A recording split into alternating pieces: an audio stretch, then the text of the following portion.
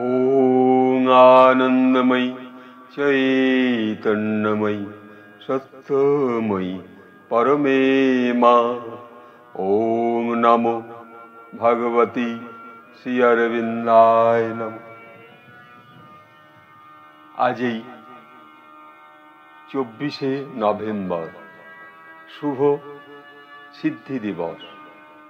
মানুষ তার জীবনের উদ্দেশ্য সফল করা, ঈশ্বরকে লাভ করা। ঠিক সেই রকম আজ এই সিদ্ধি দিবসে কেমন করে আমরা সেই পরম সিদ্ধর পথে, পরম সিদ্ধির পথে এক বিন্দুও যদি এগোতে পারি, তাহলে আমাদের জীবনের এক প্রকাশ, এক মুক্তির পথ আপনের জন্য আসবে। মানুষ সর্বদা আপন কর্মে নিজেকে লিপ্ত করে রেখেছে এবং কর্তব্য পালন করছে, সন্তান সন্ততি সংসার, কিন্তু আপন দেহের জন্য, আপন মনের জন্য, আপন জ্ঞানের জন্য। সেই যে সিদ্ধি লাভ এই সংসারে থেকেও হয়। তাই শ্রী অরবিন্দ এক জায়গায় বলছেন, সেও একটা সুর। তা আমরা এখানে দ্বিতীয় পর্ব, ষষ্ঠ সর্গ, 204 পৃষ্ঠায় এক বিন্দু সাবিত্রী অনুভবে আমরা প্রবেশ করছি। এখানে বলছেন, কিন্তু জীবনের বাক মূর্তি গুপ্ত রয়েছে তার লিপিকার অন্তরে। জীবনের সঙ্গীত হারিয়েছে তার ভাবগত সুর। এই যে সৌন্দর্যময় প্রকাশ, জীবনের বাক মূর্তি গুপ্ত রয়েছে। প্রত্যেকের মধ্যে সেই শক্তি রয়েছে, নিজেকে ব্যক্ত করবার যে প্রকাশ, সেই শক্তি কিন্তু জাগরিত হয়ে রয়েছে। সেই জাগরিত শক্তিকে আমাদের জাগরণের পথে এগিয়ে নিয়ে যেতে হবে। আজ এই শ্রী অরবিন্দের 24শে নভেম্বর সিদ্ধি দিবসে তার প্রতি ধ্যানে লিপ্ত হওয়া, একটু নীরব হওয়া, একটু শান্ত হওয়া।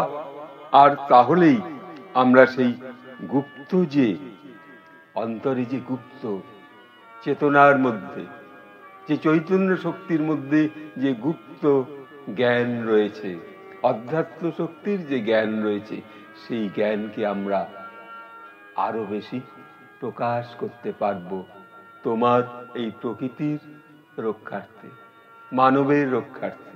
আগে নিজেকে রক্ষা করা, তারপর তো আরেকটি প্রদীপ জ্বালা, একটা প্রদীপ থেকে আরেকটা প্রদীপ জ্বালবো কিভাবে।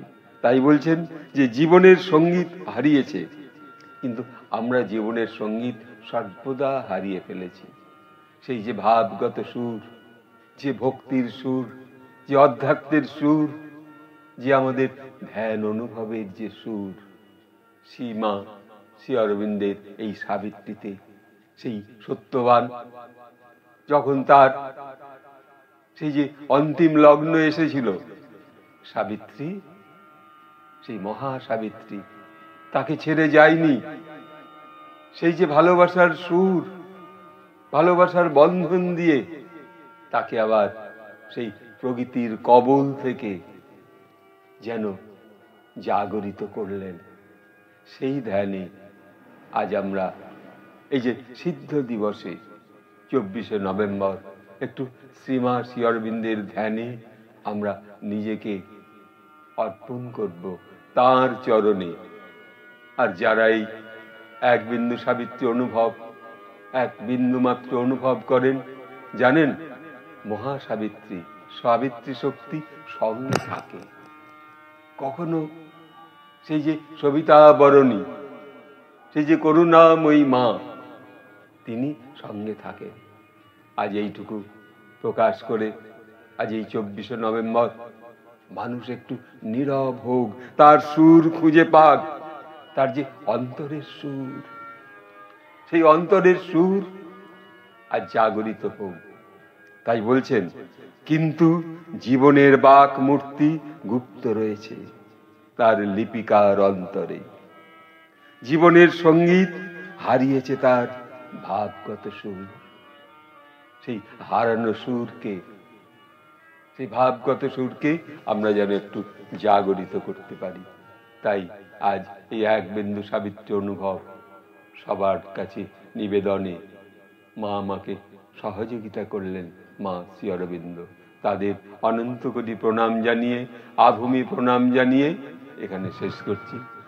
ওম তৎসবিতু বরং রূপং জ্যোতি পারস্য ধীমহি জন্ন সত্যেন দীপয়। নমস্কার।